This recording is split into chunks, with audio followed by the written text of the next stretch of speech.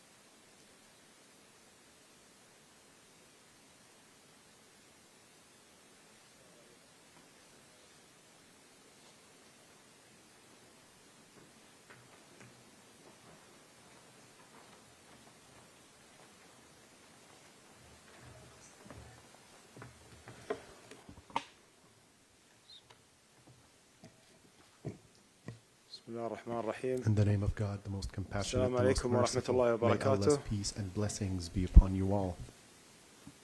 يسر دولة قطر وجمهورية مصر العربية والولايات المتحدة الأمريكية الإعلان عن نجاح جهود الوساطة المشتركة بوصول طرفي النزاع في قطاع غزة إلى اتفاق بشأن تبادل الأسرى والرهائن والعودة إلى الهدوء المستدام وصولا لوقف دائم لإطلاق النار بين الجانبين، بالإضافة إلى إيصال كميات مكثفة من المساعدات الإنسانية والإغاثية للأشقاء الفلسطينيين في قطاع غزة. وأود في البداية أن أشكر شركائنا في جمهورية مصر العربية والولايات المتحدة الأمريكية، وعلى وجه الخصوص مبعوث الرئيس الأمريكي المنتخب للشرق الأوسط سيد ستيف ويتكوف، ومنسق شؤون الشرق الأوسط وشمال أفريقيا في مجلس الأمن القومي الأمريكي السيد بريت ماجيرك على جهودهم التي أسهمت في دفع المفاوضات للأمام والوصول إلى هذا الاتفاق. وكل الشكر للأشقاء وفريق العمل من جمهورية مصر العربية الشقيقة ولمعالي الوزير حسن رشاد الذين أسهموا في وعملوا بجد بالشراكة مع أشقائهم القطريين في إنجاز هذا الاتفاق. مع موافقة الجانبين وطرفي التفاوض على هذا الاتفاق، جاري العمل على إنهاء كافة الإجراءات التنفيذية خلال هذه الليلة، ومن ثم بعد ذلك سيتم اتخاذ الإجراءات الداخلية لدى الحكومة الإسرائيلية، ومن بعدها يبدأ تنفيذ الاتفاق في يوم الأحد 19 من يناير، وسيتم تحديد الموعد تنفيذ الاتفاق بالساعة لاحقا. بالنسبة لتفاصيل الاتفاق، فإن المرحلة الأولى من الاتفاق ومدتها 42 يوما ستشهد وقفا لإطلاق النار وانسحاب القوات الإسرائيلية شرقا وبعيدا عن المناطق المكتظة بالسكان، بالتمركز على الحدود في جميع مناطق قطاع غزة وتبادل الأسرى والرهائن وفق آلية محددة، وتبادل رفات المتوفين وعودة النازحين إلى أماكن سكنهم، وتسهيل مغادرة المرضى والجرحى لتلقي العلاج. كما تتضمن المرحلة الأولى أيضا تكثيف إدخال المساعدات الإنسانية وتوزيعها الآمن والفعال على نطاق واسع في جميع أنحاء قطاع غزة، وإعادة تأهيل المستشفيات والمراكز الصحية والمخابز، وإدخال مستلزمات الدفاع المدني والوقود، وإدخال مستلزمات إيواء النازحين الذين فقدوا بيوتهم بسبب الحرب. حسب الاتفاق ستطلق حماس في المرحلة الأولى سراح 33 محتجزا إسرائيليا بما يشمل النساء المدنيات والمجندات والأطفال وكبار السن والمرضى والجرحى المدنيين، مقابل عدد من الأسرى الفلسطينيين في السجون الإسرائيلية ومراكز الاعتقال. أما تفاصيل المرحلتين الثانية والثالثة فسيتم إنهاء الاتفاق عليها خلال تنفيذ المرحلة الأولى. وتؤكد دولة قطر ضرورة التزام الطرفين الكامل بتنفيذ الاتفاق بمراحله الثلاث، حقنا لدماء المدنيين وتجنيب المنطقة لتبعات هذا الصراع وتمهيدا للوصول إلى السلام العادل والمستدام. وستواصل دولة قطر العمل بشكل مشترك مع جمهورية مصر الشقيقة والولايات المتحدة الأمريكية لضمان تنفيذ الأطراف التزاماتهم وضمان استمرار المفاوضات لتنفيذ بقية المراحل. ونتطلع إلى تضافر الجهود الإقليمية والدولية في تقديم المساعدات الإنسانية ودعم الأمم المتحدة في إدخال وإيصال المساعدات للسكان المدنيين في قطاع غزة. ودولة قطر لن تدخر جهدا في تقديم الدعم لأهالينا من الأسر المنكوبة في قطاع غزة وكل ما يلزم لرفع معاناة أهالي القطاع. منذ 8 من أكتوبر لم ندخر جهدا في دولة قطر بتوجيهات ومتابعة مباشرة من سيدي حضرة صاحب السمو أمير البلاد المفدى بالقيام بكل ما يمكن، واصلين الليل بالنهار للوصول لهذه اللحظة. ومنذ أن نجحت الوساطة في إيقاف القتال الأول في نوفمبر الماضي وإطلاق سراح 109 من الرهائن مقابل عدد من الأسرى الفلسطينيين، ونحن في عمل مستمر لضمان الوصول إلى اتفاق يحقن دماء الأبرياء ويوقف آلة الحرب ويعيد لمنطقتنا الأمن في المستقبل، يسوده الأمن ولشعوب المنطقة فرصة الحلم بمستقبل أفضل. على مدار 411 يوما استمرت اجتماعات والاتصالات مع شركائنا وطرفي النزاع، واليوم وصلنا إلى هذه اللحظة المنتظرة، ولكنها بداية، والمسؤولية الآن تقع على عاتق الأطراف بدعم من الوسطاء والمجتمع الدولي للعبور إلى بر السلام. be supported by the وهذا ما international community سنصب and the عليه جهودنا mediators in في order المرحلة to المقبلة. achieve complete success. And this وأود is أن what we will be نتقدم focusing بالشكر on in the coming لكافة days and weeks. شركائنا I would also الإقليميين like to والدوليين express الذين thanks to ساندونا all our partners في هذه in the الجهود region and وعلى طول internationally for المسار their حتى support لحظة الوصول to لهذا our الاتفاق. efforts all the way وأود في until we الختام reach this أن deal. And in أذكر conclusion, I would لأهالينا also وأشقائنا like في to قطاع غزة أن دولة قطر ستستمر دائما في دعم الأشقاء الفلسطينيين وأن هذا الموضوع في عناية مباشرة من صاحب السمو أمير البلاد المفدى ومتابعة دائمة ومتابعة سواء كان ليلا نهارا وساعة بساعة ودقيقة بدقيقة ونقول لهم الحمد لله الذي وصلنا فيه إلى هذا الحال اليوم ونتمنى أن تكون هذه آخر صفحة من أيام الحرب ونتمنى من كافة الأطراف الالتزام بتنفيذ كافة بنود هذا الاتفاق والالتزام بالاستمرار في هذه الإجراءات وفق ما نصت عليه هذه الاتفاقية ودولة قطر ستبقى دائما تعمل بشكل مشترك مع شركائها للتأكد من تنفيذ هذا الاتفاق بشكل كامل وعودة الهدوء المستدام بشكل كامل إلى قطاع غزة ولن تتخلى عن أهالي غزة. in a sustainable manner, and we will never give up the people of Gaza. Thank you. First question, Sky News. Prime Minister Yalda Hakim from Sky News. Congratulations. This is a huge moment. You, as you say, have been working on this deal for many months. And the question is, why now? Why this moment? And was it pressure from the incoming Trump administration that got it over the line? Thank you. Well, thank you very much, Yalda, for this question. Actually, we've been raising the question of the right moment for the entire period since the collapse of the first phase. But we have seen a momentum that started to build in the last month, and we kept pushing for that, working together very closely with our partners. And I can say that what we have seen from the US in the past few days, seeing a collaboration transcending both administration was a clear demonstration for the commitment of the US to reach to that deal. And I really would like to thank both the envoys who are here with us in the last couple of days, and they played a vital role in reaching to this moment. And of course, for us and Egypt, this is something that we are a stakeholder in that conflict, that we have to do it and we have to help and support. But we have seen the steps that's been taken recently from the US has yielded to this moment.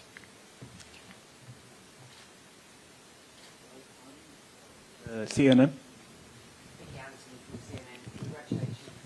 Very much indeed, and to Steve Witkoff, who's Becky Anderson from CNN. Congratulations to you, and to Steve Witkoff, who is also here in the room. How much confidence do you have that the deal will progress beyond phase one, sir? Well, we have faith, Becky, that brought us to this moment, and I think that's the most important part, that we are committed. We will continue to do everything we can, everything possible, together with our partners to ensure that this deal is implemented as it's agreed, and this deal will bring us peace, hopefully, at the end of it. I believe that it all depends on the parties of the agreement and acting in good faith in that agreement in order to ensure that no collapse happening to that deal. Can I just follow up? What mechanisms are in place to ensure that neither side breaks the ceasefire? There is a follow-up mechanism that Egypt, Qatar, and US are going to handle. It will be placed in Cairo, and this follow-up actually will be a joint team from the three countries that will monitor the implementation of the agreement, and everything is being agreed upon and will be in place hopefully on the day of the execution. Thank you. Reuters. Thank you, Prime Minister. Congratulations, Andrew Mills from Reuters. Can you talk a little bit more about this follow-up mechanism? If elements of the agreement put in place tonight are violated, what will happen? Who is it that is going to report and that a violation has happened? And how will that violation be communicated to the parties, the world, the guarantors of this agreement? Thank you. Well, this is what I have just mentioned to Becky. There will be a follow-up mechanism that all the parties will be placed in Egypt and they will follow up the implementation of the agreement. There will be a reporting mechanism for any violation, and those violations will be addressed at a very early stage. Look, we expect from the parties to adhere to the agreement. We expect the parties to stay committed to what they have committed themselves to in that agreement. But we know that these kind of agreements are very complex and will have some issues down the line. And we are ready, and we will stay committed to address those issues ahead of time. And Prime Minister, just as a follow-up, the last truce that was in place in November 2023 did fall apart on the 8th day. What has changed in this agreement that will ensure that this has less likely to fall apart than that agreement was? Well, the agreement on November was to build the momentum in order to lead for a longer-term agreement, which we have today. But unfortunately, the agreement in November was very transactional, so it was like a day by day. But this agreement has a clear mechanism for the first 42 days, and there's a clear mechanism to negotiate phase 2 and 3, and all the details of the agreement will be published in the next couple of days once the details are finalized. السؤال الرابع والأخير قناة الجزيرة العربية. مع الوزير عدنان بوريني من الجزيرة. Your Excellency Adnan Bourina from Al Jazeera. Question number 1. Do you think that this agreement will lead to a permanent ceasefire? In other words, do you believe the guarantees are strong enough to ensure that Israel will commit to all articles of the agreement? Question 2. Between today and Sunday, what will the situation be like in the Gaza Strip? And question 3, if you allow me, what contributed to the success of the mediation this time around, and what did Qatar offer this time, and what will Qatar's role be like in the implementation of the agreement? Because I was focused on question number 1. Can you please go over the questions again? Question number 1, do you believe that this time the ceasefire, the deal will lead to a permanent ceasefire? All right, wait here and then you'll ask the other questions later. Regarding the implementation of this agreement, first off, like I said, the implementation depends upon the parties as well as the goodwill of the parties, and this is what we are hoping. Of course, regarding the guarantees, the best guarantee would be the commitment of all parties to the agreement and the articles of the agreement. In addition, there are guarantees provided by the guarantors and the mediators of this agreement that will guarantee the continuation of negotiations throughout the first phase, while we wait for phase 2, where we will be announcing the complete withdrawal and the end of the war. A series of measures will be taken in the next few days in order to reinforce and shield this agreement. Between today and Sunday, when the agreement enters into force, what will the situation be like in the Gaza Strip? Of course, we ask that the situation be calm between today and Sunday. However, the parties recognize that the agreement requires a couple of days in order for its articles to be implemented correctly and for the engagements therein to be honored, and we hope that over the next few days there will not be any aggressions or any military operations. Last question, what is it that ensured the success of the mediation efforts this time? What role did Qatar play, and what will Qatar's role be like in the future?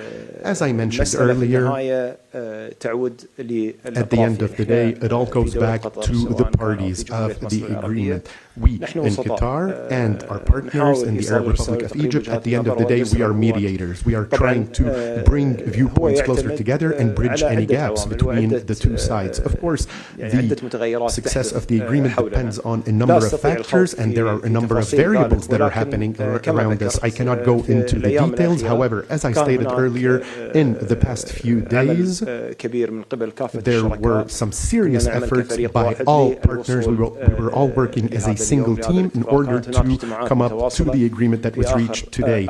We had back-to-back meetings over the past 4 days. We were communicating continuously at those meetings in the presence of the Qatari delegation, the Egyptian delegation, as well as the American delegation, and of course the presence of the two parties to the conflict. And thankfully today we managed to reach this stage, and what we hope is that we begin the implementation and that the first phase be successful so that we can get to the second stage that will put a complete end to the war, God willing. What the people of Gaza have experienced is quite something. We have seen over 467 days of destruction and continuous bombardment. They deserve to rest, and they deserve to have a permanent ceasefire after everything that's been destroyed. I thank you. Fighting in Gaza will stop, and soon the hostages will return home to their families. The elements of this deal were what I laid out in detail this past May, which was embraced by countries around the world and endorsed overwhelmingly by the UN Security Council. The deal is structured in 3 phases. Phase 1 will last 6 weeks. It includes a full and complete ceasefire, withdrawal of Israeli forces from all the populated areas of Gaza, and the release of a number of hostages held by Hamas, including women and elderly and the wounded.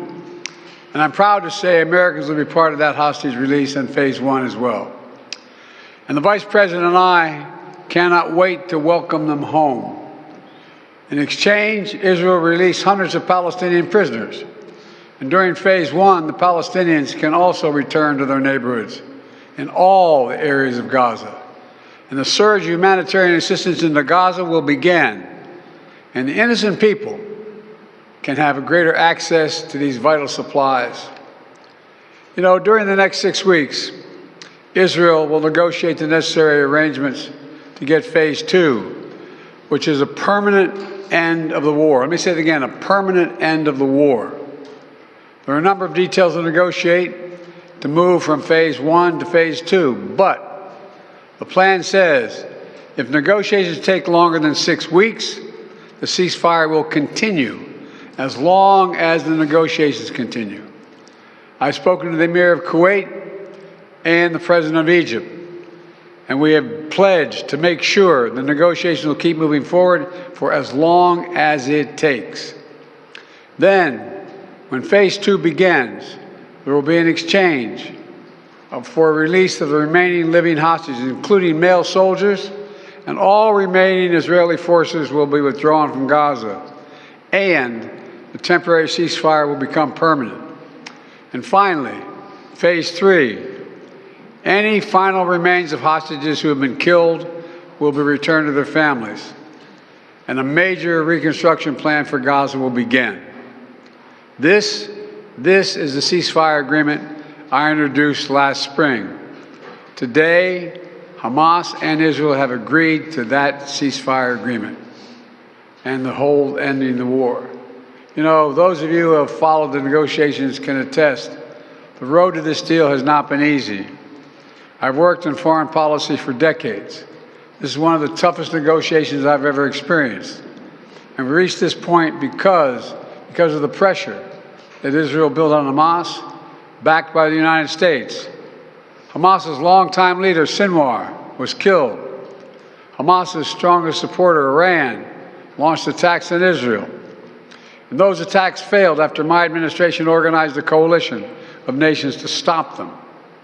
And after I ordered the U.S. ships and planes to come to Israel's defense, we also shaped Israel's strong and calibrated response, destroying Iran's air defenses, but avoiding an escalatory cycle of an all-out war. The United States also organized a coalition of 20 countries to stand up to attacks by the Houthis, including their missile attacks in Israel. Then, Hezbollah, another of Hamas's strongest backers, was significantly weakened on the battlefield, and its leadership was destroyed. With our support, Israel negotiated a ceasefire with them, and after that, Lebanon finally elected a new president who's not beholden to Hezbollah, and he can begin a new chapter for the Lebanese people. All told, these developments in the region, which the United States helped to shape, changed the equation. And so now, the terror network that once protected and sustained Hamas is far weaker. Iran is weaker. Iran is weaker than it's been in decades. Hezbollah is badly degraded. And after more than 15 months of war, Hamas's senior leaders are dead. Thousands of Hamas fighters are dead. And the military formations have been destroyed.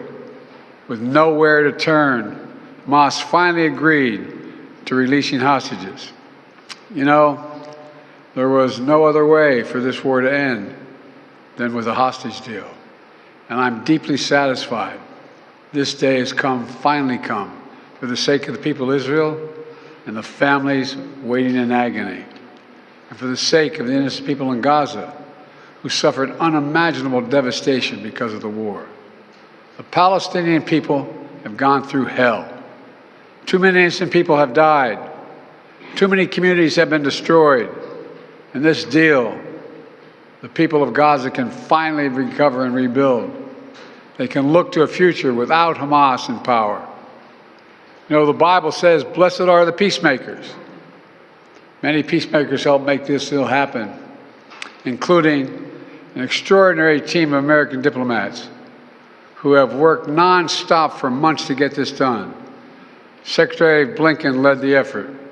Secretary Jake Sullivan, National Security Advisor Jake Sullivan, Bill Burns, John Feiner, Brett McGurk, Amos Hochstein, and the Vice President worked relentlessly as we work to deliver this deal. I'd also note this deal was developed and negotiated under my administration, but its terms will be implemented, for the most part, by the next administration. In these past few days, we've been speaking as one team. This has been a time of real turmoil in the Middle East.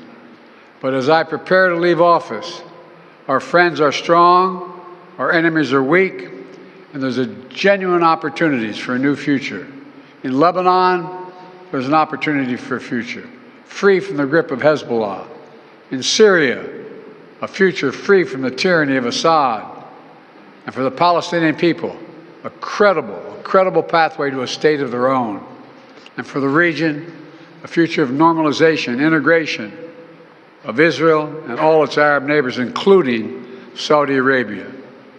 At the G20 in Delhi in September 23, I rallied key countries behind a vision of an economic corridor from India across the Middle East to Europe. That vision can now become a reality.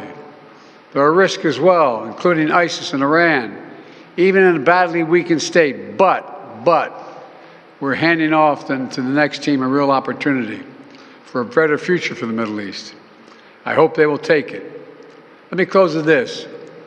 My friend for years in the United States Senate, former Senator George Mitchell, who did so much to forge peace in Northern Ireland, once said about diplomacy, he said, it is a 700 days of failure and 1 day of success. 700 days of failure and 1 day of success. Well, we've had many difficult days since Hamas began its terrible war. We've encountered roadblocks and setbacks. We've not given up.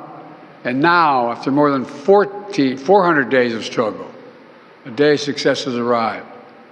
God bless all the hostages and their families.